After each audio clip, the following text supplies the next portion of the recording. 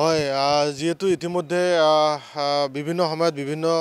আন্দোলন আমি আক্ৰাচুই যোৱা দিনবোৰত কৰিছিলোঁ আৰু আজি 1990 চনৰ পৰা কিন্তু আমি আক্ৰাচুৱে highway block, rail block, Asom বন্ধৰ দৰে আমি কাৰ্যসূচী ৰূপায়ণ কৰিছিলোঁ আৰু যাৰ ফলত আজি 2025 আজি শেষৰ ভাগ।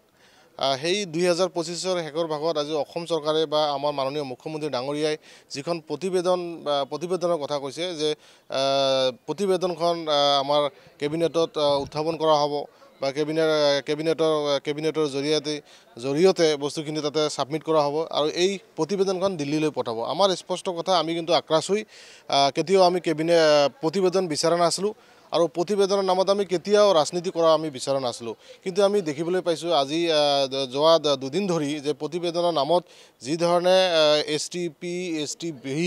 এনেকুৱা ধৰণৰ আমি ছ'চিয়েল মিডিয়াত চৰ্চা হৈছে বা হৈ আছে। কিন্তু এই ক্ষেত্ৰত আমি এটা বস্তুই ক'ব বিচাৰিছোঁ অসমৰ মাননীয় মুখ্যমন্ত্ৰী ডাঙৰীয়াক যে যিহেতু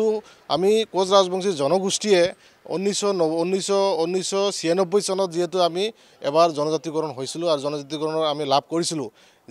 যি হিচাপত আমি 96ত জনজাতিকৰণ পাইছিলোঁ বা আমাক ভাৰত চৰকাৰে আমাক প্ৰদান কৰিছিল, আমি সেই হিচাপতে আমি পুনৰবাৰ আমি জনজাতিকৰণৰ আন্দোলন বিভিন্ন সময়ত কৰি আহিছোঁ। কিন্তু আমি দেখিবলৈ পাইছোঁ যে বৰ্তমানৰ যি প্ৰতিবেদনত কি আছে কি নাই, কিন্তু আমি এতিয়াও এন্ধাৰত আছোঁ। সঁচাকৈ যদি এই প্ৰতিবেদনৰ নামত যি ধৰণে ছ'চিয়েল মিডিয়া বা যি ধৰণে সংবাদ জগতত যি ধৰণে চৰ্চিত হৈ আছে যে STV, STP, এই ক্ষেত্ৰত যদি অৰিজিনেলি প্ৰতিবেদনখনত এনেধৰণৰ কোনো এটা কাৰ্যকৰী কৰা হয়, এই STV লৈ কোনোবা অঞ্চলৰ কোনোবা এৰিয়াৰ আমাৰ মানুহখিনি, কোচ ৰাজবংশী জনগোষ্ঠীৰ মানুহখিনি ক'তবা বঞ্চিত হ'ব নেকি, আমাৰ এটা শংকা হৈছে। সেইকাৰণে আমি মাননীয় মুখ্যমন্ত্ৰী ডাঙৰীয়াক আমি আহ্বান কৰিছোঁ যে আমাক 1996 চনত যেনেকৈ আমাক জনজাতিকৰণ কৰা হৈছিল, অভাৰঅল যিখিনি আমাৰ সাংবিধানিক যিখিনি অধিকাৰ, সাংবিধানিকভাৱে যিখিনি আমাক জনজাতিকৰণ দিব পৰা যায় সেইখিনি আমি বিচাৰিছোঁ। আৰু সঁচাকৈ আমি বাৰম্বাৰ কিন্তু মাননীয় মুখ্যমন্ত্ৰী ডাঙৰীয়াক লগতে আমি বিভিন্ন আনুষ্ঠানিক আলোচনাত আমি কৈছিলোঁ যে প্ৰতিবেদন বা মন্ত্ৰী গোটৰ যি ৰিপৰ্ট সেইখিনি যাতে কোনো পধ্যে যাতে ৰাজনীতি কৰা নহয়। আৰু বিশেষকৈ দুখৰ বিষয় এইকাৰণে যে যোৱা যি আমাৰ 2025-ৰ 5 ফেব্ৰুৱাৰী তাৰিখত যি আমাৰ আক্ৰাচুৰ লগত আনুষ্ঠানিক বৈঠক হৈছিল, তাতে কিন্তু মাননীয় মুখ্যমন্ত্ৰী ডাঙৰীয়াই আমাক কৈছিল যে সঁচাকৈ আপোনালোকৰ যিখন জনজাতিকৰণৰ যিটো বিল বা জনজাতিকৰণৰ প্ৰতিবেদন আমি 15 দিনৰ ভিতৰত আমি প্ৰেৰণ কৰিম। কিন্তু আমি দুখ পাইছোঁ, কাৰণ বাৰম্বাৰ বিজেপি চৰকাৰখনে বাৰম্বাৰ আমাক ঠগি আছে, বাৰম্বাৰ মিথ্যাৰ আশ্ৰয় লৈ আছে। আৰু বিগত আমাৰ যি বিজেপি চৰকাৰ যেতিয়া অসমত আহিল বা যেতিয়া বিজেপি চৰকাৰৰ প্ৰচাৰত আমাৰ ভাৰতীয় বৰ্তমান প্ৰধানমন্ত্ৰী ডাঙৰীয়া আহিল, যি আমাৰ প্ৰতিশ্ৰুতি প্ৰদান কৰিছিল যে নিশ্চয় বিজেপি চৰকাৰ অহাৰ লগে লগে 6 মাহৰ ভিতৰত আমাৰ জনজাতিকৰণ কৰা হ'ব বা লগতে বাকী যি 5 জনগোষ্ঠী জনজাতিকৰণ কৰা, আমি দেখিবলৈ পাইছোঁ। কিন্তু আজি বিজেপি চৰকাৰ 12 বছৰ হ'ল, 12 বছৰ উকলি যোৱাৰ পিছতো আজি কিন্তু আমাৰ যি প্ৰতিশ্ৰুতি হৈ থাকিল আৰু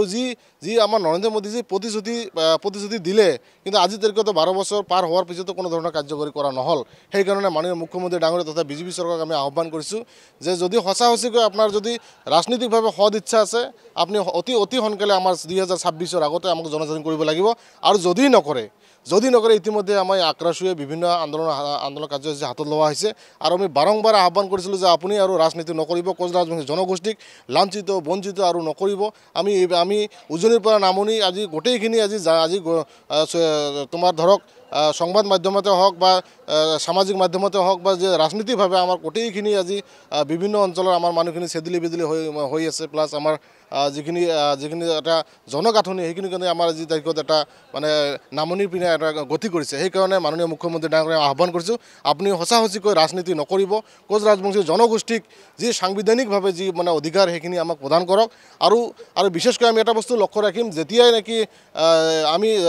যোৱা দিনবোৰতে আমাৰ দৃষ্টিগোচৰ হৈছিল যে যেতিয়াই নিৰ্বাচন আহে, এই নিৰ্বাচনৰ বৈতৰণি পাৰ হোৱাৰ যিটো এটা সুৰঙা বা পাৰ হোৱাৰ যিটো সুবিধা সেইখিনি কিন্তু বিজেপি চৰকাৰখনে গ্ৰহণ কৰি আহিছে, এইটো আমাৰ দৃষ্টিগোচৰ হৈছে। এইবাৰো আমি লক্ষ্য ৰাখিম, আক্ৰাচুৱে এইবাৰ আমি লক্ষ্য ৰাখিম যে এইবাৰো যাতে যোৱা দিনবোৰৰ যাতে যেনেকৈ যি নিৰ্বাচনী বৈতৰণি পাৰ হৈছিল, এইবাৰ যাতে কোনো পধ্যে সেই পদ্ধতি বা সেই পন্থা যাতে অৱলম্বন কৰিব নোৱাৰে, এইখিনি আমি নিশ্চয় নজৰ ৰাখিম। আৰু বিশেষকৈ যি প্ৰতিবেদন, এই প্ৰতিবেদনক আমি 1 নম্বৰ কথা, প্ৰতিবেদন আমি বিচৰা নাই। আৰু প্ৰতিবেদন পঠাৰ পিছত যাতে সেইখন আইনত যাতে কাৰ্যকৰী কৰা হয় সেইখিনি আমি দৃষ্টিগোচৰ ৰাখিম। আৰু 26-ৰ আগে আপোনাৰ মিডিয়াৰ যোগেদি এটা বস্তুৱে মাননীয় মুখ্যমন্ত্ৰী ডাঙৰীয়াক আহ্বান কৰিছোঁ যে 2026 চনৰ আগে যদি কোচ ৰাজবংশী জনগোষ্ঠীক জনজাতিকৰণ কৰা নহয়, আৰু ইয়াৰ যে পৰিণাম সেইটো বিজেপি চৰকাৰে ভোগ কৰিব লাগিব লগতে আপোনালোকে জানে আজি কেএলঅ সংগঠন আজি কেএলঅৰ চেয়াৰমেন জীৱন সিংহ ডাঙৰীয়া ডিএল কোচ ডাঙৰীয়া তেখেতসকলে আজি আমাৰ নিজৰ জাতি মাতি উদ্ধাৰৰ কাৰণে এটা সময়ত বন্ধুক হাতত তুলি লৈ কেএলঅ সংগঠন জন্ম দিছিল কিন্তু আজি তাৰিখত কেএলঅক আজি মাতি আনি আলোচনাৰ নামত মাতি আনি যি ধৰণে আজি 3টা বছৰ আজি গৃহবন্দী কৰি ৰাখিছে সঁচাকৈ গ্ৰহণযোগ্য হ'ব নোৱাৰে চৰম অপমান হৈছে কোচ ৰাজবংশী জনগোষ্ঠীক সেইকাৰণে আমি দাবী উত্থাপন কৰিছোঁ যে কেএলঅৰ পৃষ্ঠকৰ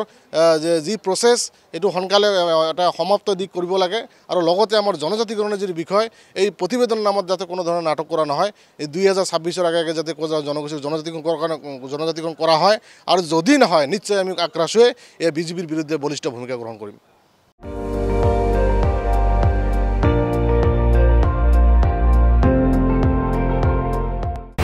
আপুনি চাই আছে ND24 সৰ্বশ্ৰেষ্ঠ নহয় সৰ্বোত্তমৰ দৌৰ